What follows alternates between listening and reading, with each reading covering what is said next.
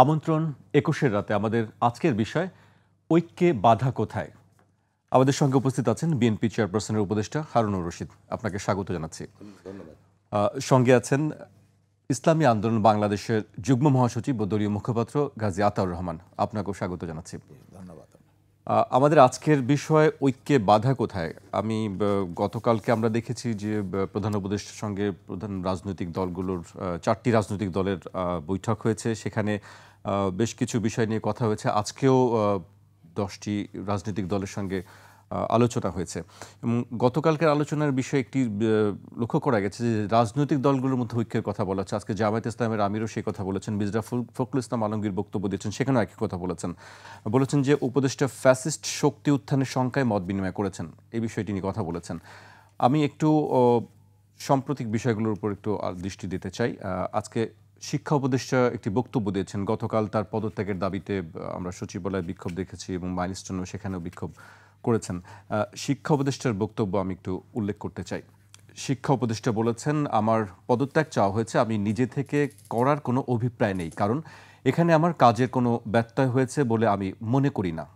আপনাদের পরম্পরাটা জানালাম। আমার তো নিয়োগকর্তাও রয়েছেন, তারা যদি মনে করেন এখানে ব্যত্যয় ঘটেছিল তো আমাকে যেতে বললে অবশ্যই চলে যাব। এখানে আক্ষেপ করার, নিজেকে জাস্টিফাই করার কিছু নেই। আমি হারুনুর রশিদ ভাইকে দিয়ে শুরু করতে চাই। আসলে ঐক্য, তারপরে এক ধরনের বলা হচ্ছে সমন্বয়হীনতা বা পেশাদারিত্বহীনতার কথা বলা হচ্ছে। আপনি এই পুরো বিষয়টাকে কিভাবে দেখেন? জি, ধন্যবাদ। আজকের ২১ টিভির রাতের আলোচনায় এবং আমার সহ আলোচক আমাদের ইসলামিক আন্দোলনের ভাই, আমাদের যুগ্ম মহাসচিব ইসলামিক আন্দোলনের, ২১ টেলিভিশনের দেশ বিদেশের সকল দর্শকদের শুভেচ্ছা জানাচ্ছি। প্রথমে হচ্ছে যে আমাদের গত জুলাই আগস্ট মাসের যে রক্তপাতের মধ্য দিয়ে আমাদের যে পরিবর্তনটা এসছে এবং আমরা গত ১৫ বছর বলা যায় যে শাসন কাঠামোর মধ্যে ছিলাম, আমাদের বাক স্বাধীনতা ছিল না, আমাদের ভোটাধিকার ছিল না, আমাদের বহু ক্ষেত্রেই আমাদের স্বাধীন চলাফেরার ক্ষেত্রেও যথেষ্ট সীমাবদ্ধতা ছিল। সেই ক্ষেত্রে একটা রক্তপাতের মধ্যে পরিবর্তন এসছে এবং এই ক্ষেত্রে বাংলাদেশের শুধু আওয়ামী লীগ ব্যতীত সকল জনগোষ্ঠী ঐক্যবদ্ধভাবেই এই পরিবর্তনের জন্য লড়াই করেছে। স্বাভাবিক কারণেই এই ঐক্য আমাদের বজায় রাখতে হবে। আমাদের ভিন্ন মত থাকবে রাজনীতিতে, দল হিসাবে প্রত্যেকটা দলের একটা লক্ষ্য আদর্শ আছে, তারা সেই অনুযায়ী তাদের লক্ষ্য আদর্শ বাস্তবায়নের জন্য তারা কাজ করবে, দোষের না। কিন্তু আমাদের জাতীয় ইস্যুতে এবং জাতীয় সংকট মোকাবেলার ক্ষেত্রে এবং বিশেষ করে যেন ওই ধরনের শাসন আবার পুনরায় ফিরে না আসে, এই সব ক্ষেত্রে আমাদের একটা ঐক্যমতের জায়গায় অবশ্যই থাকতে হবে। সেটার চেষ্টা হচ্ছে। কারণ আমরা গত 50 বছর সত্যিকার অর্থেই আমাদের জাতীয় সমস্যা এবং আন্তর্জাতিক ইস্যুগুলো নিয়ে আমরা বৃহত্তম রাজনৈতিক দলগুলো আমরা একসাথে বসতে পারিনি, যে কারণে তো এত বড় পরিবর্তন এসছে। তা আমার মনে হয় যে এই রক্তপাতের মধ্যে যে পরিবর্তন এসছে, আমরা আশা করি যে আগামী দিনে আমাদের পথ চলা এর মধ্য দিয়েই আমরা এগিয়ে যাব, দৃঢ় বিশ্বাস করি। আর গতকালকের ঘটনা নিঃসন্দেহে মাইলস্টোনের যে ঘটনাটা অত্যন্ত হৃদয় বিদারক, অত্যন্ত কষ্টদায়ক। আমি নিজে এই ঘটনা দেখার পর এখনও আমাদের সামাজিক যোগাযোগ মাধ্যমে চোখ রাখা যাচ্ছে না। এটা অত্যন্ত কষ্টকর। যার সন্তান যারা হারিয়েছে বা যারা সন্তান আজকে এই অবস্থার মধ্যে লড়াই করছে তাদের জীবন যুদ্ধে, সত্যিকার অর্থে এটি বর্ণনা করার মতো কোনো ভাষা নাই। এই ক্ষেত্রে সরকারের উপর যে বিক্ষোভ ছাত্ররা করেছে সেটি ছিল একটা ভিন্ন ইস্যু, যে কালকে এই ঘটনার পর সরকার জাতীয় শোক দিবস ঘোষণা করেছে। সঙ্গে সঙ্গে পরীক্ষার তারিখকে কেন্দ্র করেই পরীক্ষার্থীদের মধ্যেই আপনার এখানে একটা বিক্ষোভ দেখা দিয়েছে যে রাত্রি 3টার সময় কেন পরীক্ষা। তার কারণ রাত 3টার সময় তো মানুষ তখন ঘুমানোর সময়। স্বাভাবিক কারণে অনেক স্টুডেন্টরা এটা সকালবেলা উঠে জেনেছে বা সকালবেলা যারা প্রস্তুতি নিয়ে পরীক্ষা কেন্দ্রে যাচ্ছে, সে অবস্থা তাদের মধ্যে একটা ক্ষোভ একটা তৈরি হয়েছে। তবে নিঃসন্দেহে যেটি সচিবালয়ে সংগঠিত হয়েছে এটিকে আমি নিন্দা জানাই। কোনো কিছু হলেই সচিবালয়ের গেট ভেঙে ভিতরে ঢুকতে হবে। সচিবালয়টা সংরক্ষিত জায়গা এবং সেখানে তারা ঢুকে যে তাণ্ডব করেছে এটি কোনোভাবেই সমর্থনযোগ্য সেটি এক নয়। ধরনের নিরাপত্তা নিয়ে প্রশ্ন ওঠে এবং যে আসলে নিরাপত্তা কতটুকু সচিবালয়। সেই ক্ষেত্রে এর আগেও সচিবালয়ে জি, মুসলিম একাধিকবার ছাত্র দেখেছি আমরা, জি। ঘটনা ঘটেছে। সেই ক্ষেত্রে আমি বলবো যে সচিবালয় নিরাপত্তার দিকটা সর্বোচ্চ অগ্রাধিকার দেওয়া দরকার। এই অতীতের এই কয়েকটি ঘটনা, গতকালকের ঘটনার আলোকে আমি মনে করি যে এই ক্ষেত্রে সচিবালয়ে সেই যখন তখন কোনো রাজনৈতিক দলও কিন্তু কোনো কর্মসূচি নেই, তো যে কেউ যেভাবেই হোক, কেউ যদি সচিবালয়ের গেট ভেঙে এভাবে ঢুকে যেতে পারে, তাহলে তো আমরা মনে করি যে এখানে নিরাপত্তার যথেষ্ট দুর্বলতা রয়েছে। মাননীয় উপদেষ্টা গতকাল রাজনৈতিক দল সমূহকে নিয়ে আলোচনায় মিলিত হয়েছে, যে স্বাভাবিক কারণেই আমার যেটা মনে হয় যে গতকালকে যে সমস্ত ঘটনাগুলো ঘটেছে, তারপরে গত পরশুদিন যে আমাদের মাইলস্টোন স্কুলের ঘটনা, সামগ্রিক বিষয় নিয়েই সরকারের যে দুর্বলতাগুলো রয়েছে, সরকারের যে পদক্ষেপের ক্ষেত্রে কিছু ঘাটতি আছে, সেই বিষয়গুলো নিয়ে হয়তো রাজনৈতিক দলগুলোর সাথে আলোচনা করেছে। তো এই মুহূর্তে আমাদের মাননীয় মহাসচিব যে বিবৃতি বা বক্তব্য দিয়েছেন যে সরকারের দুর্বলতার দিকে আমরা আঙ্গুল না তুলে বরং এই জায়গাগুলো কিভাবে ওভারকাম করা যায় সেটার দিকে আমাদের দৃষ্টিপাত করা উচিত। পাশাপাশি নির্বাচন নিয়ে যেন আমাদের মধ্যে কোনো সংশয় তৈরি না হয়। আগামী ফেব্রুয়ারির মধ্যে শিক্ষা উপদেষ্টার বক্তব্য নিয়ে কি বলবেন? শিক্ষা উপদেষ্টার বক্তব্য নিয়ে আসলে উনি যে ভাবে বক্তব্যটা দিয়েছে, যা অ্যাকচুয়ালি মাননীয় প্রধান উপদেষ্টা ওনাকে নিয়োগ দিয়েছেন, সেই ক্ষেত্রে ওনার বক্তব্য একদিক থেকে ওনার জায়গা থেকে উনি ওনার যৌক্তিকতা দেখিয়েছে, আর সচিবকে প্রত্যাহার করা হচ্ছে আমরা গতকালকে, আর যেটি নিয়ে ছাত্রদের মধ্যে বিক্ষোভ, সেইখানে শিক্ষা উপদেষ্টাও এটা দায় এড়াতে পারে না। শিক্ষা উপদেষ্টা যদি সচিবের ওপর দায় দেয়, সচিব যদি শিক্ষা উপদেষ্টা দায় দেয়, এইটা আমি মনে করি যে সঠিক না। তাহলে সমন্বয়হীনতার অভাব রয়েছে। সেই ক্ষেত্রে এইটার ব্যাখ্যা কিন্তু উনি দেননি। এই ব্যাখ্যাটা ওনার দেওয়া উচিত ছিল যে এই ধরনের যদি সমন্বয়হীনতা থাকে রাষ্ট্রে সচিব এবং উপদেষ্টার মধ্যে, তাহলে স্বাভাবিক কারণেই আরও বিভিন্ন ক্ষেত্রেও এই ধরনের সংকট দেখা দিতে পারে। আক্ষেপ করা বা দুঃখ প্রকাশ করার কোনো কথাই না বলেননি, এটা দুঃখ প্রকাশ করা উচিত ছিল। যাই হোক, যেহেতু তার মন্ত্রণালয়ের ঘটনা, সুতরাং আমি মনে করি যে উনি যেভাবে বলেছেন শুধু ওনার পদত্যাগের বিষয়টি উনি প্রধান উপদেষ্টার উপর দৃষ্টিপাত করেছেন, কিন্তু সামগ্রিক ঘটনার উপর ওনার যে ব্যাখ্যা দেওয়া উচিত ছিল সেই জায়গাটা উনি এড়িয়ে গেছেন। সুতরাং আমি মনে করি ভবিষ্যতে এই ধরনের ঘটনার যদি পুনরাবৃত্তি কোথাও ঘটে, সে বিষয়টি আরও জনগণের সামনে পরিষ্কার করে তুলে ধরা দরকার। জি, আমি আপনার কাছে আবার আসবো। আমি গাজী ভাইয়ের কাছে আসতে চাই যে আসলে এই যে সমন্বয়হীনতার বিষয়গুলো আমরা দেখছি বা অপেশাদারিত্বর কথাগুলো উঠছে, সেই জায়গাগুলো আসলে কিভাবে এড়ানো যায়, কিভাবে আসলে দায় মানে একজন আমি নিতে চাই না, বা সেই জায়গাটা কিভাবে আসলে করা যায়? ধন্যবাদ। আজকে একুশে টিভির প্রোগ্রামে আমার সহ আলোচক, বিজ্ঞ রাজনীতিবিদ এবং পার্লামেন্টারিয়ান জনাব হারুন রশিদ সাহেব এবং উপস্থাপক, আজকে শুরুতেই একটি হৃদয় বিদারক ঘটনা যেটি ঘটে গেল পরশুদিন মাইলস্টোনে, একটি প্রশিক্ষণ বিমান ক্র্যাশ করে সেখানে যে হতাহত হলো, এটা আসলে বর্ণনার মতো নয়। গোটা জাতি স্তম্ভিত। এখানে স্বাভাবিকভাবেই যাদের সন্তান হারিয়েছে এবং এখনও যারা বার্ন ইউনিটে যে সমস্ত সন্তানরা কাতরাচ্ছে, এটা আসলে বর্ণনাতীত। তারপরেও তো দুর্ঘটনাই এটাকে আমরা দুর্ঘটনাই মনে করতে পারি। তারপরেও এখানে তদন্ত কমিটি হয়েছে, এটা বিশ্লেষণ হবে যে এর পেছনে আসলে কারা দায়ী, এর পেছনে কোনো নেগলিজেন্স ছিল কি না, এগুলি হয়তো আমরা আরও পরে দেখতে পাবো।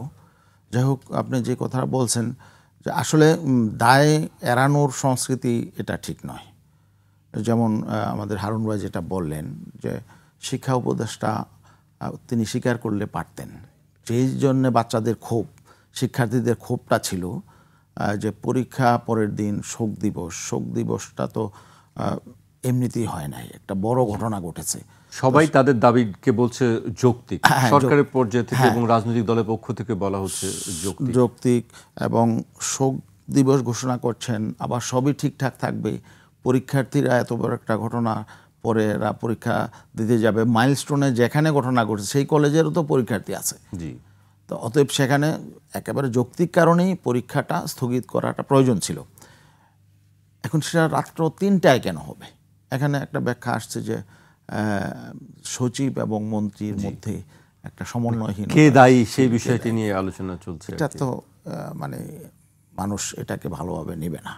মন্ত্রী ডিসিশন তো সচিব নেবে না, ডিসিশন তো নেবে হলো সরকার। সরকার মানে যিনি এখন উপদেষ্টারা আছেন তারা ডিসিশন নেবেন, সেটা ইমপ্লিমেন্ট করার জন্য যা করণীয় সচিব করবেন।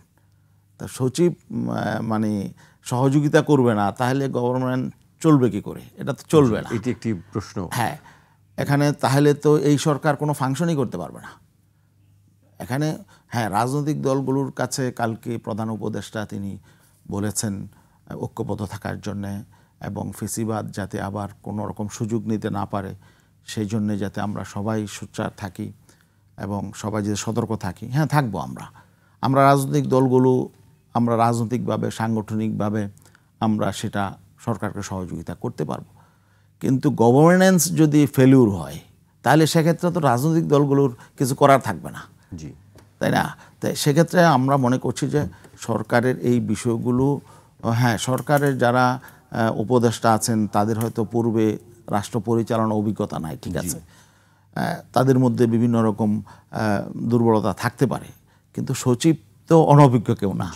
সচিবরা তো দীর্ঘদিন যাবৎ রাষ্ট্রকে ফাংশন করে আসছেন, তাদের মধ্যে তো অবশ্যই অভিজ্ঞতা আছে, কোন বিষয়ে কখন কি উদ্যোগ নিতে হবে এটা তো সচিবরা জানেন। তা অতএব এখানে মানে দায় এড়ানোর কোনো সুযোগ নেই।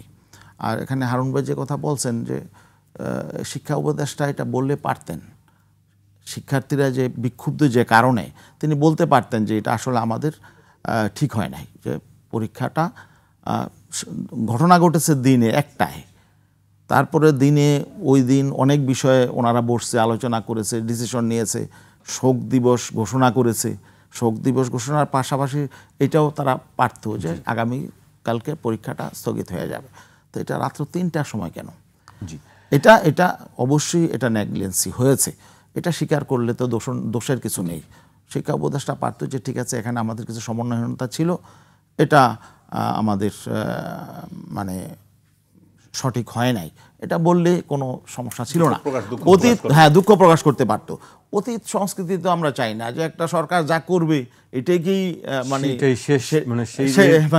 এটাই সবাইকে মেনে নিতে হবে, এটার পক্ষে যুক্তি দিতে হবে, আমাকে মানে একটা জায়গায় বসে থাকতে হবে। এটা তো বর্তমান অবস্থায় তো আমরা এটা চাই। গাজী ভাই, আমি আসবো আবার আপনার কাছে। আপনারা দুজনেই একটি বিষয়ে কথা বলছেন যে উপদেষ্টাদের বিষয়ে কথা বলছেন। আমি সেই প্রসঙ্গে আমি একটু বলতে চাই, আজকে চাঁদপুরে এনসিপি নেতা হাসনাত আব্দুল্লাহ তাদের পদযাত্রা ছিল, সেখানে একটি বক্তব্য দিয়েছেন। আমি সেই বক্তব্য, একজন উপদেষ্টা সম্পর্কে তিনি বক্তব্য দিয়েছেন, সেটি আমি একটু উল্লেখ করতে চাই। তিনি বলেছেন, আমাদের একজন স্বাস্থ্য উপদেষ্টা আছেন, আপনারা তাকে চেনেন, তিনি ডক্টর মোহাম্মদ ইউনূসের ভাই ব্রাদার কোর্টে এসেছেন। ডক্টর ইউনূসের স্বজনপ্রীতির সবচেয়ে বড় উদাহরণ এই স্বাস্থ্য উপদেষ্টা। সবসময় বলে আসছি, এই স্বাস্থ্য উপদেষ্টার কোনো প্রয়োজন নাই। আপনারা ওনার কোনো অ্যাক্টিভিটি দেখেছেন? তিনি যে বেতন নেন তা হারাম হবে। তিনি সরকারি টাকায় যে গাড়িতে চড়েন তা জনগণের সঙ্গে বেইমানি। এই স্বাস্থ্য উপদেষ্টা কোনো কাজের না। তিনি স্বাস্থ্য ব্যবস্থা বোঝেন না, চিকিৎসা বোঝেন না।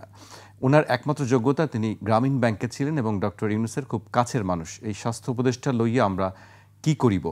এই স্বাস্থ্য উপদেষ্টা নিজের চিকিৎসার জন্য সিঙ্গাপুরে যান। এই স্বাস্থ্য উপদেষ্টাকে যে বেতন ভাতা দেওয়া হয়েছে তা রাষ্ট্রীয় কোষাগারে জমা দিয়ে তার অনতিবিলম্বে পদত্যাগ করা উচিত। মানে আমরা শিক্ষা উপদেষ্টা নিয়ে কথা বলছিলাম, এর মধ্যে আজকে এনসিপি নেতা হাসনাত আব্দুল্লাহ স্বাস্থ্য উপদেষ্টাকে নিয়ে অনেক শক্ত কথা বলেছেন তিনি। আসলে সরকারের কি অবস্থা, প্রশাসন বা সরকার কি ঠিকভাবে কিভাবে চলছে? আসলে আপনার 5ই আগস্টের পর 8ই আগস্ট যখন আপনার আমাদের মাননীয় প্রধান উপদেষ্টা শপথ গ্রহণ করলেন, উপদেষ্টাদের নিয়ে অনেক আলোচনা আছে। আসলে এখানে আরও অভিজ্ঞ ব্যক্তিদেরকে উপদেষ্টা পরিষদে সম্পৃক্ত করা যেত। আমি কোনো ব্যক্তিকে নিয়ে আমি কোনো আলোচনা করতে চাই না এখানে। উপদেষ্টা পরিষদের মধ্যে যথেষ্ট দুর্বলতা রয়েছে এবং উপদেষ্টা পরিষদে যারা দায়িত্ব পালন করছে তাদের মধ্যে অনেক অনভিজ্ঞ ব্যক্তি রয়েছেন। কারণ সত্যি কথা, তারা তো এই ধরনের এত গুরুত্বপূর্ণ ও দায়িত্বে তারা অতীতে কখনোই ছিলেন না। তারা অতীতে কোনো সচিব বা উচ্চ পর্যায়ের রাষ্ট্রীয় কর্মকর্তাও ছিলেন না। বা মন্ত্রিপরিষদের সদস্যও ছিলেন না। সুতরাং এখানে আমি বলবো যে মন্ত্রণালয়ের এই সমস্ত দায়িত্ব পালনের ক্ষেত্রে অনেক, শুধু উনি না, এখানে আরও অনেকেই আমি বলবো যথেষ্ট অনভিজ্ঞ ব্যক্তিরা রয়েছেন। এছাড়াও আপনার এখানে সচিবদের মধ্যেও আজকে অনেকেই আজকে আপনার এই যাদের প্রতি বৈষম্য করা হয়েছে বলে যে অনেক সচিবকে আপনার চুক্তিভিত্তিক নিয়োগ দেওয়া হয়েছে, সচিবদের মধ্যে অনেক দুর্বলতা আছে এবং যে কারণে আজকে আমি বলবো যে আজকে অনেক মন্ত্রণালয় অনেক স্থবির অবস্থা বিরাজ করছে। প্রশাসনও ফ্যাসিস্টদের একটি সেটা একটা তো আছেই যে আপনার পরিবর্তনের পর আপনার সচিবালয়ে যারা গুরুত্বপূর্ণ বিগত সরকারের আমলে দায়িত্বে ছিল, এটার দাবিও ছিল, আন্দোলনকামী শক্তির দাবিও ছিল, এখনও দাবি করছে যে এখনও বিভিন্ন অধিদপ্তর বিভিন্ন জায়গায় ফ্যাসিবাদের দোসররা এখনও বিদ্যমান রয়েছে। সেই ক্ষেত্রে যারা মোটা দাগে যারা বিশেষ করে গুরুত্বপূর্ণ উচ্চ পর্যায়ের, তাদেরকে সেসব জায়গা থেকে সরিয়ে দেওয়া দরকার ছিল। জানি না সরকার কেন আপনার এই জায়গাগুলোকে পরিষ্কার করতে পারে নাই। আর সচিবালয়ের মধ্যেও যে দুর্বলতাগুলো রয়েছে, যে কারণে আপনার সরকার, যেমন শিক্ষা মন্ত্রণালয়ে আপনার ঘটনা কালকে একটা ঘটলো, এরকম অনাকাঙ্ক্ষিত জায়গা কিন্তু অনেক জায়গাতে আছে। আমি এটা আসলে বলতে চাই, আমি সচিবালয়ে প্রায় যাই এবং আমি নিজেও খুব অসন্তুষ্ট যে সচিবালয়ে সচিবদের টেবিলে যদি মাসের পর মাস কোনো ফাইল পড়ে থাকে, সচিবদের জায়গাতে কোনো ফাইল যাবে সে না, তাকে সিদ্ধান্ত দিতে হবে যে এটা ইয়েস অর নো, কী কারণে না হচ্ছে সেটা ব্যাখ্যা দিয়ে বলে দিতে হবে।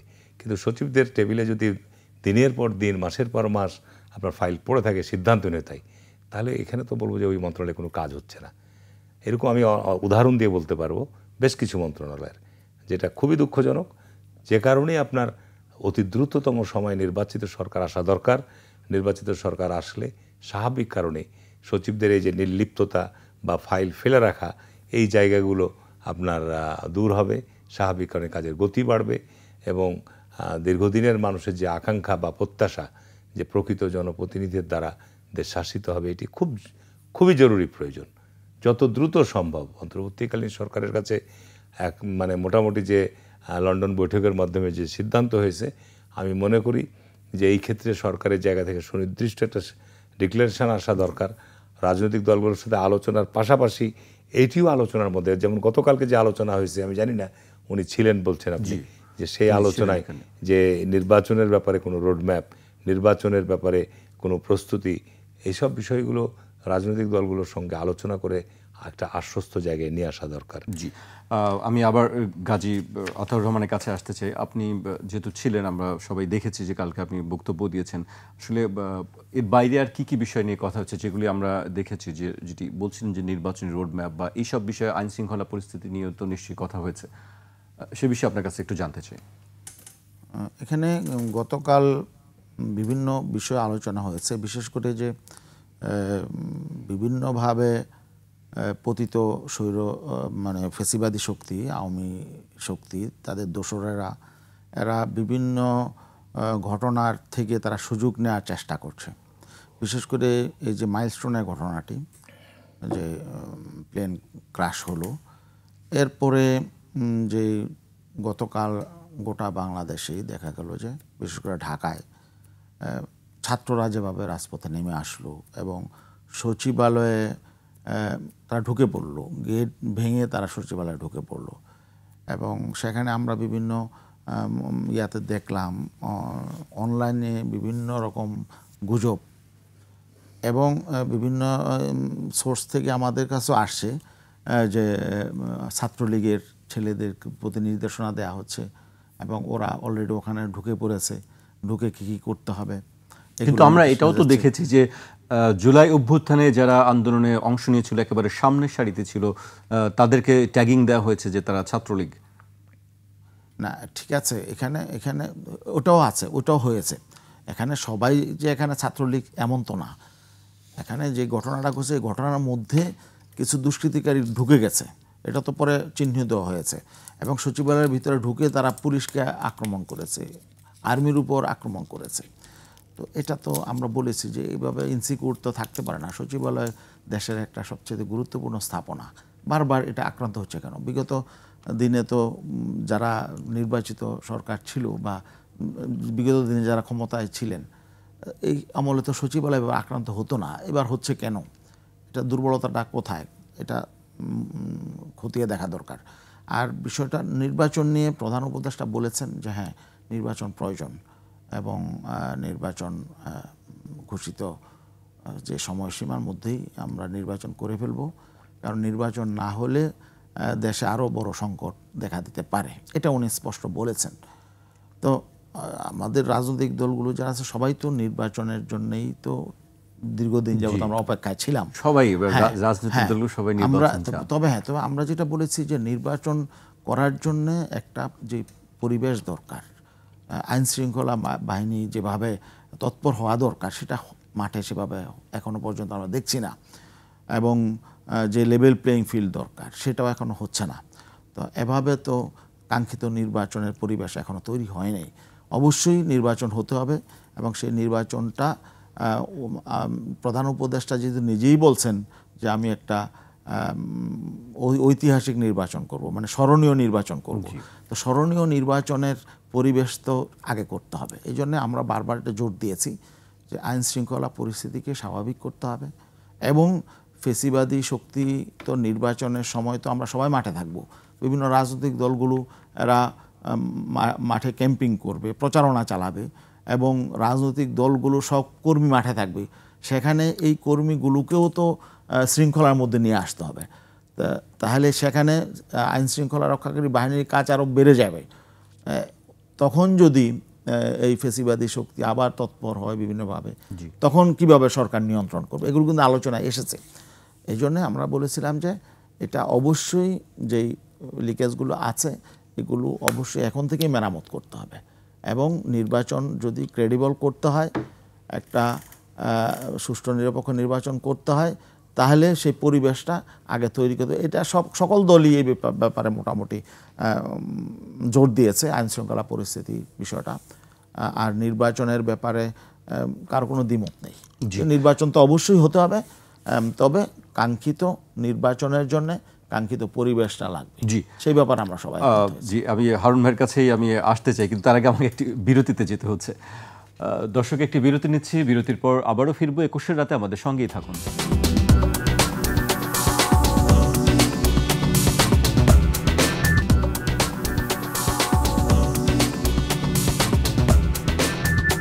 বিরতির পর আবারও স্বাগত। আপনারা দেখছেন 21 রাত। আমাদের সঙ্গে আছেন বিএনপি চেয়ারপারসন উপদেষ্টা হারুনুর রশিদ এবং ইসলামী আন্দোলন বাংলাদেশের সিনিয়র যুগ্ম মহাসচিব ও মুখপাত্র গাজী আতাউর রহমান। আমি প্রশ্ন ছিল বিশেষ করে গাজী ভাই বলছিলেন যে নির্বাচনের পরিবেশ নেই এই মুহূর্তে, তারা নির্বাচনের পরিবেশ দেখছেন না। এটি শুধু ইসলামী আন্দোলন বাংলাদেশ নয়, আমরা সম্প্রতি দেখেছি জামায়াত ইসলামের আমিরও সে একই কথা বলেছেন যে বর্তমানে নির্বাচনের পরিবেশ নেই। এক্ষেত্রে হারুন ভাই আপনার মন্তব্য জানতে চাই।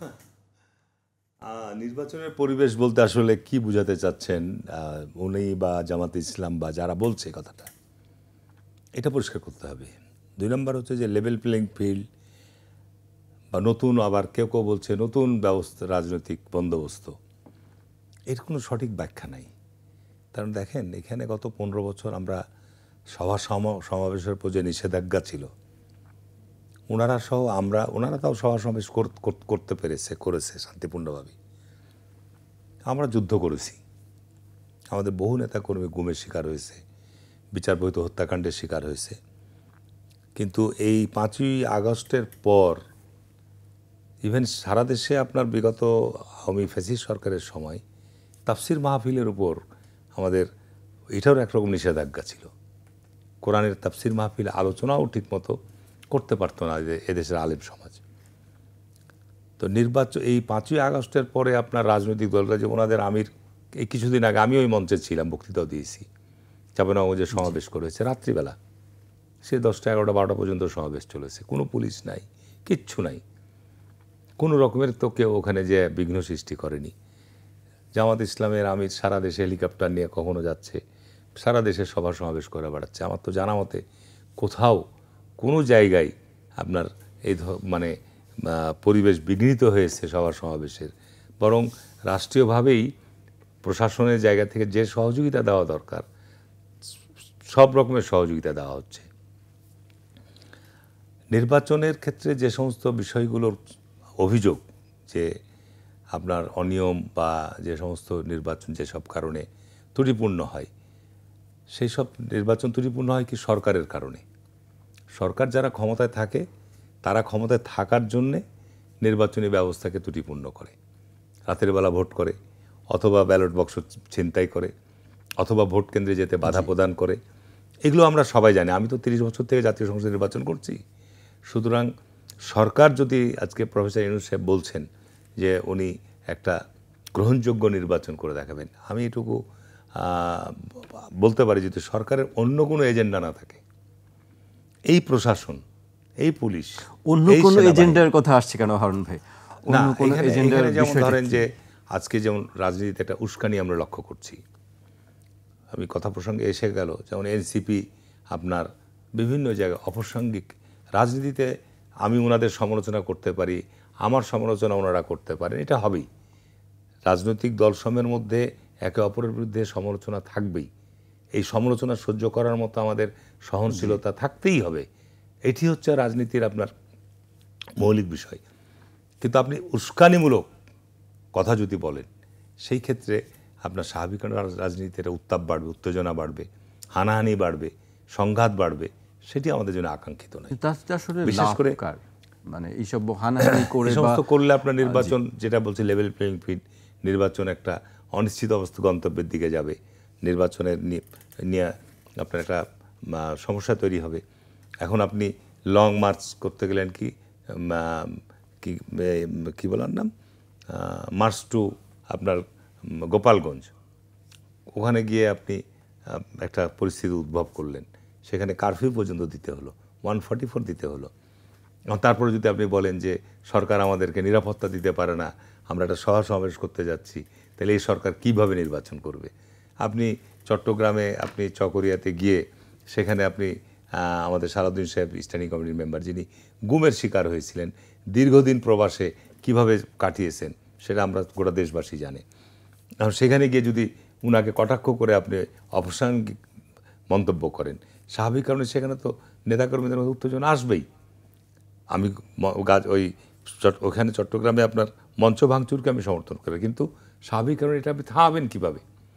তো এইটা উদ্দেশ্যপ্রণীতভাবে যদি এভাবে আপনার উস্কানি দেওয়া হয়, ওনারা ইসলামিক দল, ওনাদের নামের সঙ্গে ইসলাম আছে, যেমন ধরেন যে ওনাদের ইসলামী আন্দোলন, তারপরে জামাত ইসলামের সাথে জামাত ইসলাম, ইসলাম আদবে শিক্ষা দেয়। আমরা একটা সাধারণ রাজনৈতিক দল, আমাদের কিন্তু ইসলাম প্রতিষ্ঠা করার কথা আমরা বলি না। আমরা ইসলামে ধর্মীয় মূল্যবোধের কথা বলি, আমরা আমাদের সংবিধানের মধ্যে আল্লাহর প্রতি অবিচল আস্থা বিশ্বাসের কথা বলি। জিয়াউর রহমান যে সংবিধান দিয়ে গেছেন, আমরা সেই সংবিধানকে আবার পুনরুজ্জীবিত করব। এখন উনাদের মিছিল থেকে যদি আপনার এমন ধরনের স্লোগান আসে যে তারেক তুই জবাব দে, এটা তো আদবের বরখেলাপ আমি বলবো। ইসলাম শিক্ষা দেয় আদবের শিক্ষা দেয়। আপনার এখন ধরেন যে এই ধরনের জায়গাগুলো থেকে যদি আপনার ইসলামিক দলগুলো থেকে যদি এই ধরনের স্লোগান আসে, স্বাভাবিক কারণেই আমাদের যে সৌহার্দ্য বা সম্প্রীতি বা ইসলামিক দলগুলোর জায়গা থেকে ইসলামের সুমহান দর্শন, ইসলামের যে আদর্শ, ইসলামের যে নীতি, ইসলামের যে সমস্ত বিষয়গুলো আপনার সাধারণ মানুষের মধ্যে উঠে ধরার ক্ষেত্রে এতে হয় কি, ইসলাম প্রিয় মানুষ, ধর্মপ্রাণ মানুষের মধ্যে কিন্তু এগুলো নিয়ে আমাদের ক্ষতি হওয়ার কিছু নাই। উনাদের এই বিষয়গুলো নিয়ে কিন্তু অনেক প্রশ্নের জন্ম দিবে। জি হারুন ভাই, আরেকটি কথা আপনি বলছিলেন যে সরকারের কোনো এজেন্ডা, অন্য কোনো এজেন্ডা আছে কিনা, সেই এজেন্ডার বিষয়ে জানতে চাইছিলাম। আসলে সরকারের তো নির্বাচন করতে চায়, সরকার একটি সব দল মিলে সবার অংশগ্রহণে মাঠে দেখছেন না যে এর বাইরে আর কি সরকারের মতো রাজনৈতিক দলকে, তার কারণ আমরা সবসময় বলে আসছি যে আজকে যারা এনসিপির সমর্থিত তারা সরকারের মধ্যে অংশ হয়ে আছে।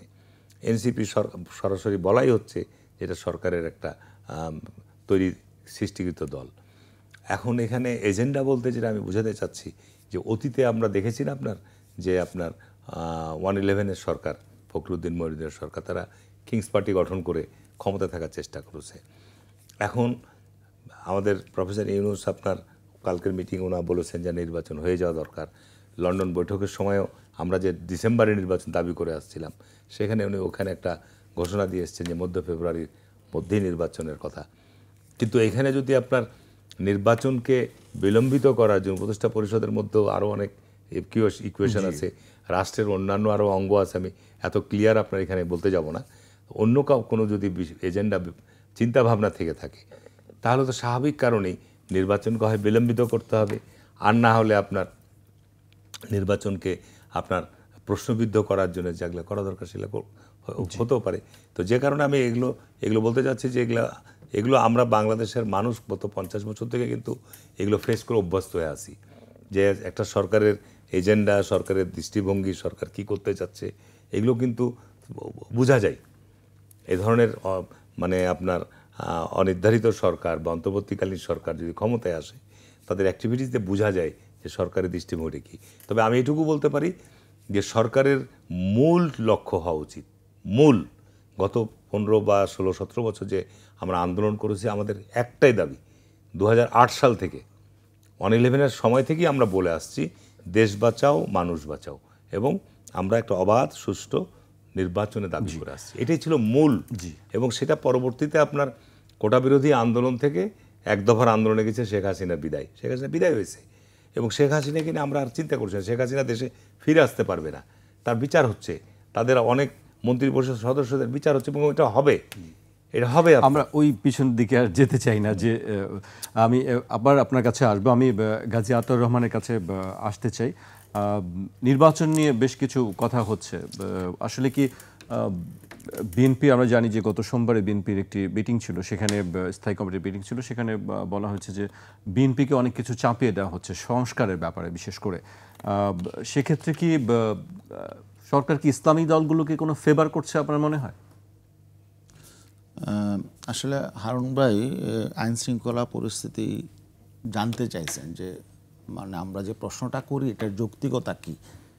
তো আইন শৃঙ্খলা পরিস্থিতি যে খারাপ অবস্থা, ভালো না, এটা আসলে মানুষ দেখছে, আমরা দেখছি, এবং এটা সবচেয়ে বড় প্রমাণ ওনার নিজের দল। এই পর্যন্ত 5 আগস্টের পরে প্রায় তো 11 মাসের মতো 11 মাস হয়ে গেল। এর মধ্যে ওনার নিজের দলের অভ্যন্তরীণ কোন দলে শতাধিক লোক নিহত হয়েছে। গত সপ্তাহে আপনার এখানে একটা আলোচনা ছিল, সেখানে আপনি একটা রিপোর্ট বলেছেন যে গত 6 মাসে রাজনৈতিক সংঘাতে নিহত হয়েছে 61 জন। এর মধ্যে বিএনপির অভ্যন্তরীণ কোন দলে হয়েছে 43 জন। তো এই যে অবস্থাটা, এটা তো অবশ্যই হারুন ভাই অস্বীকার করার কোনো সুযোগ নেই যে এগুলো হচ্ছে। আমাদের কথা হলো যে তারা নিজেদের দলের মধ্যে দলীয় কোন দলে মারামারি করে তারা খুন হচ্ছে, মারামারি করছে। তো এখন যখন নাকি আমরা নির্বাচনের মাঠে নামবো, তাহলে এই যে যারা খুন করছে এরা তো মাঠে আছে, তো ওরা কি নিজের দলকে যেখানে ছাড় দিচ্ছে না, নিজের মতের পার্থক্য হোক, আধিপত্যের ব্যাপার হোক বা চাঁদার ব্যাপার হোক, যে কারণেই হোক, তখন যখন নাকি আরেকটা প্রতিপক্ষ রাজনৈতিক শক্তি যখন মাঠে নামবে, তখন তো তারা সেই কাজ করবে না, যে এত কোনো নিশ্চয়তা নেই। তো এগুলো নিয়ন্ত্রণ না করে কিভাবে আমরা আশ্বস্ত হতে পারি? আরেকটা ব্যাপার হলো গোপালগঞ্জের কথা তিনি বলেছেন। গোপালগঞ্জ তো দেশের বিচ্ছিন্ন কোনো অংশ না। গোপালগঞ্জে কি নির্বাচন হবে না?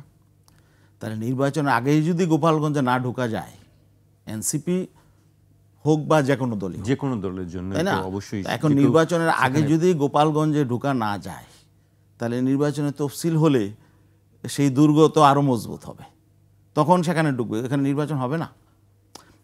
এইরকম দুর্গ তো আরও আছে আওয়ামী লীগের দেশে। অতএব সেখানে কেন যেতে পারবে না, সেখানে কেন রাজনৈতিক কর্মসূচি দিতে পারবে না? অবশ্যই আমি মনে করি যে সেখানে রাজনৈতিক কর্মসূচি, হ্যাঁ, তাদের সেখানে বক্তব্য কী ছিল বা প্রস্তুতি কী ছিল, এটা নিয়ে প্রশ্ন আসছে। বিএনপির পক্ষ থেকে বলা হয়েছে যে পূর্ব পরিকল্পিতভাবে এই ধরনের ঘটনাগুলি, সেটা তাদের প্রস্তুতি নিয়ে প্রশ্ন থাকতে পারে, কিন্তু সেখানে অবশ্যই আমাদের রাজনৈতিক কর্মসূচি থাকতে হবে। আর কক্সবাজারের বিষয়টা, এটাও একটা আমাদের কাছে মনে হয়েছে যে অ্যালার্মিং। কারণ একটা দলের একজন নেতার বিরুদ্ধে মানলাম যে মিথ্যা বলছে, যে একটা মিথ্যা কথাই বলছে বা একটা উস্কানিমূলক কথাই বলছে, তো এটার জন্যে কি একটা সমাবেশ, রাজনৈতিক একটা সমাবেশ, সেখানে মঞ্চ ভাঙচুর করতে হবে, তাদেরকে সেখান থেকে মানে সন্ত্রাসী কায়দায় তাদেরকে মোকাবেলা করতে হবে, এটা তো রাজনৈতিক কালচার হওয়ার কথা না। যদি তারা কোনো অমূলক কথা বা কোনো রকম উস্কানিমূলক কথা বলে থাকে, এটার জবাব দেওয়ার ভাষা তো আছে। ওনারা সিনিয়র নেতৃবৃন্দ আছেন, তারা হয়তো এটাকে আরও কঠোরভাবে জবাব দিতে হবে। কিন্তু কথার জবাব তো মানে লাঠি দিয়ে না, মাথায় আঘাত করতে হবে, ভাঙচুর করতে হবে, মন জ্বালাও পোড়াও করতে হবে। এই রাজনীতি তো আমরা 5ই আগস্টের পরবর্তীতে প্রত্যাশা করি না। তো এখন দেখা গেল যে সেই রাজনীতিটা এখনো পর্যন্ত আছে, মানে পুরাতন বন্দোবস্ত থেকে আমরা বেরোতে পারছি না। এই জন্যই আমরা বলেছিলাম, তিনি নির্বাচন পদ্ধতির কথা বলেছেন, এই জন্যই আমরা বলছি যে নির্বাচন পদ্ধতি পরিবর্তন লাগবে। কারণ হলো নতুন বাংলাদেশ গড়তে হলে এই পুরাতন বন্দোবস্ত, পুরাতন চরিত্র, পুরাতন কালচার, এ থেকে না বেরিয়ে আসতে পারলে আসলে এই জুলাই অভ্যুত্থানের স্বপ্ন বা মানুষের যে জনপ্রত্যাশা, এটা পূরণ হবে না। জি, আমি গাজী ভাইয়া আসবো আপনার কাছে আবারও। আমি হারুন ভাইয়ের কাছে এই পর্যায়ে আসতে চাই, কিন্তু তার আগে আমি একটু জামায়াত ইসলামের আমিরের একটি বক্তব্য আমি উল্লেখ করতে চাই। তিনি বলেছেন, পৃথিবীর 174টি দেশের মধ্যে 91টি দেশেই পিআর পদ্ধতি চালু রয়েছে, এমনকি এশিয়ার 2টি দেশেও এই পদ্ধতি প্রয়োগ হচ্ছে। তাই বাংলাদেশেও এটি চালুর প্রস্তাব মানতেই হবে। আমির বলেছেন যে এটি মানতেই হবে, এই প্রস্তাব এক ধরনের জোর দিয়েই বলেছেন। জি, ধন্যবাদ। গাজী ভাই যে কথাগুলো বলেছে, যেমন আপনার বিএনপিকে সংস্কার, আপনি যেটা বলছেন যে বর্তমান সংস্কার কমিশন যে বৈঠকগুলো করছে, আমি এর অগ্রগতিতে সন্তোষজনক বলবো যে অনেকগুলো বিষয়ে আপনার ঐক্যমত পোষণ হয়েছে, অনেকগুলো বিষয়ে দ্বিমত হচ্ছে, এটা স্বাভাবিক। তবে এটা ঠিক আমরা বাইরে থেকে আমার যেটা মনে হচ্ছে যে অনেক বিষয়ে মনে হচ্ছে যে বিএনপিকে লক্ষ্য করে বিএনপিকেই আপনার এই বিষয়গুলো চাপিয়ে দেওয়ার মতো, যেমন আপনার দলের প্রধানমন্ত্রী হতে পারবে না, তারপরে আপনার যে বিষয়গুলো বিএনপি আগেই সিদ্ধান্ত নিয়েছে যে 2 টার্মের বেশি কেউ প্রধানমন্ত্রী হতে পারবে না, এছাড়া আরও অনেক তত্ত্বাবধায়কের প্রধান কে হবেন সেটা নিয়েও সেটা নিয়েও মোটামুটি একটা ঐক্যমত হয়েছে। এই বিষয়গুলো আমি পজিটিভলি দেখছি।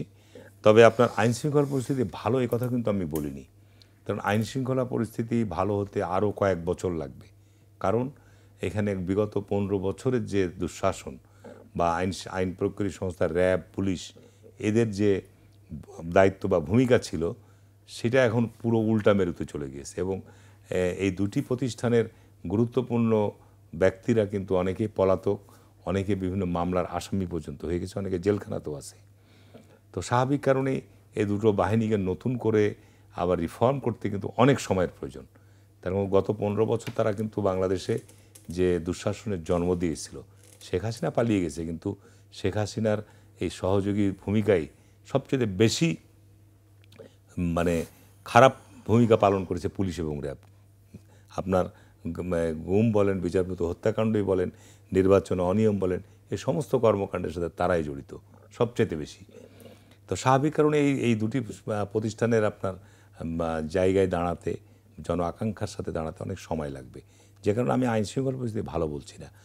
আর ভাই যেটা বলেছে যে হ্যাঁ, বিএনপির এই কিছুদিনের মধ্যে বেশ কিছু সদস্য মারা গেছে নিজেদের অভ্যন্তরীণ কোন্দলে, এইটা আজকে নতুন না। এবং যারা এই ধরনের হানাহানি করছে তাদেরকে আমরা দলীয়ভাবে শৃঙ্খলা ভঙ্গের জন্য ব্যবস্থা নিচ্ছি, এবং যারা হত্যাকাণ্ডে শিকার তাদের বিরুদ্ধে মামলা হচ্ছে, আইন প্রয়োগের সংস্থা ব্যবস্থা নিচ্ছে। বড় দল এখানে স্বাভাবিক কারণে এতগুলো সংগঠন রয়েছে, সেখানে এই ধরনের ঘটনা যে কিছু অতীতেও ঘটেছে, এখন যে ঘটছে, এটা আমরা নিন্দা জানাই এবং এটার বিরুদ্ধে আমরা ব্যবস্থাও নিচ্ছি। আপনার চাঁদাবাজির ব্যাপারে অভিযোগ আসছে, চাঁদাবাজির ব্যাপারে এখন আমাদের জায়গা থেকে চাঁদাবাজি, ওনাদের জায়গা থেকে ওগুলো হাদিয়া বা ওগুলো আপনার ইয়ানত, এরকম বিভিন্ন রকমের বিষয় আছে। তো যাই হোক, তো আমরা দেশটাকে আসলে নতুন বন্দোবস্ত বলতে নতুন পরিবর্তনের দিকে যেতে চাই। কিন্তু আমি কি দায়িত্ব নিয়ে বলতে পারবো যে আমাদের চরিত্রগতভাবে এই 5ই আগস্টের পরে আমরা পরিবর্তন হয়ে গেছি? আমরা কি বলতে পারবো যে বাংলাদেশের এখন রাষ্ট্র কাঠামোগুলোতে দুর্নীতি বন্ধ হয়ে গেছে? আপনি থানায় যান, আপনি ভূমি অফিসে যান, আপনি প্রশাসনের বিভিন্ন স্তরে যান, নিয়োগ বদলিতে যান, সর্বত্রই এখন তো কোনো অন্তর্বর্তীকালীন সরকার। আমাদের প্রত্যাশা ছিল যে এই সময় অন্তত পক্ষে রাষ্ট্র এই জায়গাগুলো থেকে একটা ভালো জায়গায় দাঁড়াবে। তো রাজনীতিবিদদের সব সময় রাজনীতিবিদদের দিকে আপনি আঙুল তুলছেন। রাজনীতি অবশ্যই দেশ পরিচালনা তারা দায়িত্ব পালন করবে, কিন্তু এখন তো আপনার রাজনীতিবিদদের কোনো হস্তক্ষেপ নাই, কিন্তু আজকে যত এই আলোচনাগুলো আছে সব বিএনপিকে কেন্দ্র করে। তার স্বাভাবিক কারণে বিএনপি বড় দল, বিএনপি অতীতে ক্ষমতায় ছিল, সরকারি দলও ছিল, বিরোধী দলও ছিল। স্বাভাবিক কারণে বিএনপিকে নিয়ে আলোচনা বা বিএনপিকে নিয়ে ভাবনা বা আগামীতে বিএনপি ক্ষমতা আসতে পারে, সুতরাং বিএনপিকে নিয়ে আলোচনা সমালোচনা বেশি হবে, এটা আমি দোষের বলবো না। তবে সারা বাংলাদেশে অন্যান্য রাজনৈতিক দল যার যেখানে অবস্থান আছে, তারা সেখানে যে সমস্ত চাঁদাবাজি, সেগুলো কিন্তু আপনার পত্রপত্রে আজকে আপনি সামাজিক যোগাযোগ মাধ্যমে দেখেন, আজকে সামাজিক যোগাযোগ মাধ্যমে যেভাবে চরিত্র হনন করা হচ্ছে, আমার নিজেরও, আমাদের বিএনপির শীর্ষ নেতাদেরও, কিন্তু এর বিরুদ্ধে কি ব্যবস্থা নিতে পারছে? ব্যবস্থা নেওয়া যাচ্ছে না। আমরা এটা বলে আসছি যে এই যে আজকে সামাজিক যোগাযোগ মাধ্যমে ফেক আইডি খুলে আপনার যা ইচ্ছা যথেচ্ছরভাবে যা ইচ্ছা তাই প্রচার চালানো হচ্ছে, কিন্তু এদের বিরুদ্ধে কোনো ব্যবস্থা নেওয়া হচ্ছে না। এতে কিন্তু সমাজে আমি বলবো যে একটা ভিন্ন ধরনের মেসেজ যাচ্ছে। তো যে কারণে আপনার এই অন্তর্বর্তী সরকারের এগুলো দুর্বলতম দিক, এটা দুর্বল জায়গা। তো যে কারণে এখানে নির্বাচনের ক্ষেত্রে আপনার আইন শৃঙ্খলা পরিস্থিতি যে বিষয়টা বলছেন, যেখানে আমাদের দলীয় আভ্যন্তরীণ বিষয় আসছে, কিন্তু আমি যেটা আগেই বলেছি যে আজকে ইসলামী আন্দোলন বলেন, জামাত ইসলাম বলে, তারা যে সারা বাংলাদেশে কদিন আগে ঢাকা শহরে তো জামাত ইসলাম একটা বিরাট সমাবেশ করেছে। সেই ক্ষেত্রে আইন প্রয়োগকারী সংস্থা শুরু করে প্রশাসনের জায়গাতে যত ধরনের সহযোগিতা, সব রকম সহযোগিতা দিয়েছে, এবং রাস্তা সারা দেশ থেকে তারা লোক নিয়ে এসছে, ট্রেন নিয়েছে তারা।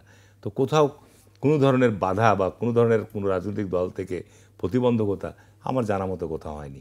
তা এই যে একটা রাজনৈতিক আপনার সহনশীল অবস্থা বা সবাই সবার মতামত প্রকাশ করতে পারছে, আমি তো বলবো যে এইটা একটা এই সময়ের মধ্যে একটা বড় অর্জন। তো সুতরাং আপনাকে রাজনীতিতে চর্চায় যেতে হবে। আপনি যদি এখন মনে করেন যে এই আমরা 6 মাসের মধ্যে 1 বছরের মধ্যেই আমরা দেশকে একবারে সোনার দেশে পরিণত করে দেবো, এই প্রত্যাশা করা ঠিক হবে না। এই প্রত্যাশা মোটেও কল্পনা করা ঠিক হবে না। আমরা দেশকে ইউরোপ বানিয়ে ফেলবো, যে শেখ হাসিনার সময় বলতো যে আমরা এখন সিঙ্গাপুর আর মালয়েশিয়া বানিয়ে ফেলবো। তো যে কারণে বাংলাদেশকে আমাদের নিয়ে ভাবতে হবে, বাংলাদেশকে আমাদের আরও সামনের দিকে এগিয়ে নিয়ে যেতে হবে, পিছনের দিক থেকে আমাদের শিক্ষা নিতে হবে, নিয়ে আপনার যে সমস্ত ত্রুটি বিচ্যুতিগুলো অতীতে হয়েছে সেই জায়গা থেকে আমাদের গণতন্ত্রের জায়গাটা এটা চর্চার জায়গায় যেতে হবে। আমাদের গণতন্ত্র তো সবসময় এই গত 50 বছরে সর্বদাই আমরা হোঁচট খেয়েছি, সর্বদাই বাধাগ্রস্ত হয়েছি।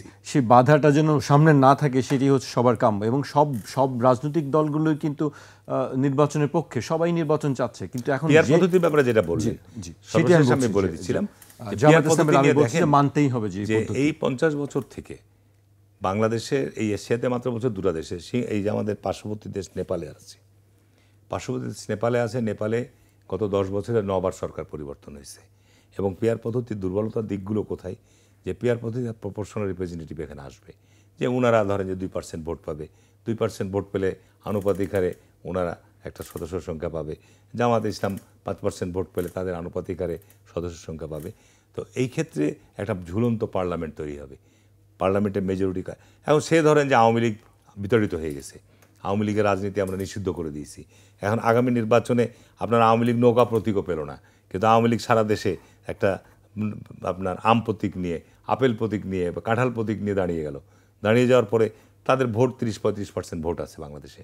এখন তারা 30-35% ভোট মধ্যে 15% বা 20% ভোটই যদি পায়, তা আপনি তাদেরকে ঠেকাবেন কীভাবে? পিয়ার পদ্ধতি নিয়ে কথা বলছেন, পিয়ার পদ্ধতির ত্রুটি বিচ্যুতি, পিয়ার পদ্ধতির সুবিধা অসুবিধা, এগুলো নিয়ে আপনাকে আলোচনা করতে হবে। যে পিয়ার পদ্ধতি হলে বাংলাদেশের যে আপনি আপনার একটা রাজনৈতিক দল করছেন, আপনি চেষ্টা করেন যে জনগণের সমর্থন অর্জন করে আপনি এলাকা ভিত্তিক আপনার প্রতিনিধিদের বিজয়ী করে নিয়ে আসার চেষ্টা করেন। এখানে তো আপনাকে দীর্ঘমেয়াদী চিন্তা করতে হবে, স্বল্পমেয়াদী চিন্তা করার কোনো সুযোগ নেই। আর পিয়ার পদ্ধতি ছাড়া আপনার হবে না এই ক্ষেত্রে, তাহলে তো আপনার স্বাভাবিক কারণেই দেশের সংকট বাড়বে, দেশের সংকট বাড়বে। এখানে বিএনপি কোনো অবস্থাতেই পিয়ার পদ্ধতি মানবে না। পিয়ার পদ্ধতিতে যাওয়া মানে দেশকে ধ্বংস করে দেওয়া হবে। নির্বাচনী এই ব্যবস্থা বা কোন সিস্টেমে এইখানে একটি অনৈক্য রয়ে গেছে, আছে তো অনেক বিষয় অনৈক্য থাকবে।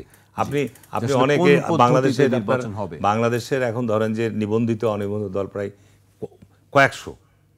আপনি যদি এখন বলেন সংখ্যাগরিষ্ঠ দল আজকে এই পদ্ধতি চাই, তো সংখ্যাগরিষ্ঠ দলের মধ্যে তাদের ভোটের পার্সেন্টেজ কয় পার্সেন্ট? এটা আপনাকে ভাবতে হবে যে যারা আজকে ওই যারা আজকে সংসদ কমিশনের মধ্যে আছে তারা হচ্ছে সংখ্যাগরিষ্ঠ দল, আপনার এই মতামত চাই। তো সংখ্যাগরিষ্ঠ দলের 50 বছর মধ্যে তাদের পার্লামেন্টে কয়জন প্রতিনিধি ছিল, তাদের ভোটের পার্সেন্টেজ কতটুকু, এই জিনিসগুলো তো আপনাকে আনতে হবে। উনারা আজকে যে গুরুত্বপূর্ণ দায়িত্ব পালন করছে, উনারা বলছেন না যে আজকে সংখ্যাগরিষ্ঠ দল এতগুলো সবাই একমত হয়েছে। সংখ্যাগরিষ্ঠ দলের কতগুলো জনগণের প্রতিনিধিত্ব করে, কয় % ভোটের প্রতিনিধিত্ব করে, সে বিষয়টা তাদেরকে পরিষ্কার করতে হবে। সুতরাং এই জিনিসগুলো আজকে আমি মনে করি জনগণের মধ্যে এই সংস্কার কমিশনও আমি মনে করি পক্ষপাতমূলক বক্তব্য দিচ্ছেন এবং ভূমিকা রাখছে। জি, হারুন ভাই, আমরা বুঝতে পেরেছি আপনার বক্তব্য। আমি গাজী আতাউর রহমানের কাছে আসতে চাই। গাজী ভাই, আমি একটি বক্তব্য উল্লেখ করতে চাই। বিএনপির ভারপ্রাপ্ত চেয়ারম্যান তারেক রহমান বলেছেন, আমরা দেখেছি কয়েকটা রাজনৈতিক দল হঠাৎ করেই দেশে পিআর বা সংখ্যানুপাতিক নির্বাচনের দাবি করছেন বা দাবিতে সোচ্চার হয়েছেন। বাংলাদেশে সংখ্যানুপাতিক নির্বাচনী ব্যবস্থা প্রবর্তনের অর্থ কিন্তু রাষ্ট্র এবং রাজনীতিতে বিচ্ছিন্নতাবাদ, ফ্যাসিবাদ, চরমপন্থা বিকাশের পথ সুগম করে দেওয়া। তিনি বলেন, দেশের জনগণের সুদৃঢ় ঐক্য চাইলে কোনোভাবেই আমরা মনে করি সংখ্যানুপাতিক নির্বাচনী ব্যবস্থা চালু হওয়া উচিত নয়। খুব পরিষ্কার করেই বলেছেন বিএনপির ভারপ্রাপ্ত চেয়ারম্যান যে এই কারণে সংখ্যানুপাতিক চালু করা উচিত এবং সেটি চালু হলে বিচ্ছিন্নতাবাদ, ফ্যাসিবাদ এবং চরমপন্থা। এখানে জনাব তারেক রহমানের প্রতি আমরা শ্রদ্ধা রেখে বলতে চাই, তিনি তো বিএনপির মতো একটি বড় দল, বাংলাদেশে এখন বলা চলে সবচেয়ে বড় দল, এই দলের প্রধান নেতা এখন কার্যত। তো অন্যান্য নেতারা যাই বলুক, জনাব তারেক রহমানের কাছ থেকে এমনটা আমরা প্রত্যাশা করি না, এমন বক্তব্য। এটা গঠনমূলকভাবে তিনি এটার ভালো দিক, খারাপ দিক এগুলো আলোচনা করতে পারতেন। তিনি তো এখন লন্ডনে যেহেতু থাকেন, এখানে উন্নত বিশ্বে এখন গণতন্ত্রের চর্চা যে সমস্ত দেশে হচ্ছে, নির্বাচন যেখানে হচ্ছে ওনার চোখের সামনে, এই সমস্ত দেশগুলোর নির্বাচন ব্যবস্থা কি এগুলো নিয়ে উনি স্টাডি করতে পারতেন।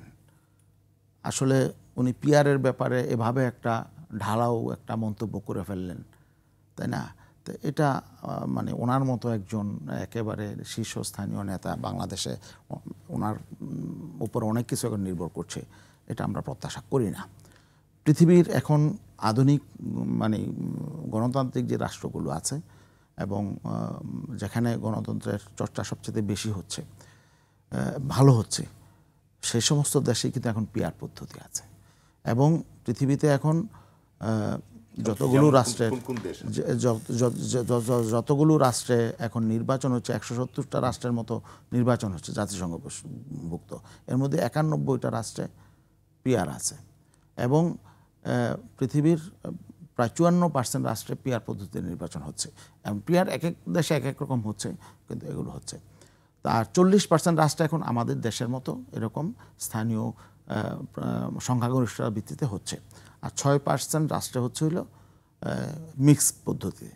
তো যাই হোক, তো উনি যেটা বললেন তারেক রহমান সাহেব, যে বিচ্ছিন্নতাবাদী, উগ্রবাদী এবং ফ্যাসিবাদী এগুলো হবে। তো উনি একটু আগে বলছেন যে নেপালে পিআর হয়েছে। নেপালে কিন্তু আগে আমরা দেখতাম যে সেখানে বিচ্ছিন্নবাদীরা খুব বেশি তৎপর হতো, বিশেষ করে নেপাল এবং শ্রীলঙ্কা দুইটাই। যখন পিআর পদ্ধতিতে নির্বাচন আসলো তখন কিন্তু এটা অনেকটা কমে গেল। তো এখানে আমরা বিপরীতটা দেখছি, বরং পিআর পদ্ধতি হলে উনি একটু আগে বলছেন আমাদের হারুন ভাই যে কত পার্সেন্ট ভোটার, যারা অধিকাংশ রাজনৈতিক দল কত পার্সেন্ট ভোটার, এখন এটা একটা গুরুত্বপূর্ণ বিষয়। তাহলে বিএনপি বড় দল, কত পার্সেন্ট ভোটার বিএনপির পক্ষে? যদি আমরা সর্বোচ্চ অতীত নির্বাচনগুলো বলি 40% বা 41%, তাহলে আর বাকি 60% ভোটার যারা, এরা কোথায়, তাই না? এখন তাহলে এখানে পিআরই বোঝা যাবে কার কোন রাজনৈতিক দলের কত পার্সেন্ট ভোটার আছে। এটা বোঝার পদ্ধতি কিন্তু পিআর। আর পিআর হলে কি হবে, বরং সেখানে উগ্রবাদী বা উগ্রপন্থা এবং বিচ্ছিন্নতাবাদ, ফেসিবাদ এগুলো বরং দমানোর কৌশল হলো পিআর। উনি বলছেন যে আম মার্কা, কাঁঠাল মার্কা দিয়ে হয়তো আওয়ামী লীগ নির্বাচন করবে। আসলে যদি এখানে আওয়ামী লীগ নৌকা মার্কা নিয়ে আওয়ামী লীগ নামে আসতে না পারে, তাহলে আম মার্কা, কাঁঠাল মার্কা নিয়ে ওইভাবে আসলে সুবিধা করতে পারবে না, যেটা রিয়েলিটি যেটা। আর বর্তমান পদ্ধতিতে বরং তাদের পুনর্বাসিত হওয়ার সুযোগ বেশি, কারণ এখন তার ইন্ডিভিজুয়াল বিভিন্ন নেতা আছে যাদের কাছে কালো টাকা আছে, পেশি শক্তি আছে, হাজার হাজার কোটি টাকা আছে, তারা কিন্তু স্বতন্ত্রভাবে নির্বাচন করতে পারবে। হয়তো যারা আওয়ামী লীগের একেবারে নুন ফেজ না, আননোন ফেজ আছে, এদের উইলেশার আছে, এদেরকে বিভিন্ন জায়গায় দাঁড় করিয়ে দিবে। তো এখানে ভোট তো এবার বিভক্ত হয়ে যাবে, বিএনপি বা ইসলামপন্থী ভোট যদি বিভক্ত হয়ে যায়, মাঝখান থেকে কিন্তু এই আওয়ামী লীগ পন্থী বা ওদের চিন্তায় ফেসিবাদী শক্তির বিভিন্ন রকম যারা সহযোগী আছে, এদের কিন্তু স্বতন্ত্রভাবে নির্বাচিত হয়ে আসার সম্ভাবনাটা খুবই প্রবল। বরং আমরা বলছি পিআর হলে এটা হবে না। অতএব হারুন ভাইদেরকে বলবো, আপনারা এটা নিয়ে গভীরভাবে চিন্তা করেন, শুধুমাত্র দলের বা ব্যক্তির দিকে চিন্তা না করি, বরং দেশের স্বার্থে, দেশের আগামী দিনের জন্যে কিভাবে কল্যাণ হয়। আমরা তো বিগত দিনের রাজনীতি চাই না, আমরা চাই দেশটা এগিয়ে যাক। এবং আমাদের তো বিশ্বাস যে আগামী 2-3 দশক পরে গোটা ওয়ার্ল্ডেই পিআর পদ্ধতিতে নির্বাচন হবে, এবং সেদিকে আমরা চাচ্ছি যে এখন থেকে আমরা সেটা চর্চা করি। জি, নিশ্চয়ই সেটা সামনেই বলে দিবে যে কোন পদ্ধতিতে আসলে নির্বাচন হবে। আমাকে এখানেই শেষ করতে হচ্ছে আজকে। আপনাদেরকে অনেক ধন্যবাদ আমাদেরকে সময় দেওয়ার জন্য। দর্শক, আজ এখানেই শেষ করছি। কাল আবার দেখা হবে রাত 12টায়। আপনারা সবাই সুস্থ থাকুন, নিরাপদে থাকুন, আর 21-এর সঙ্গেই থাকুন।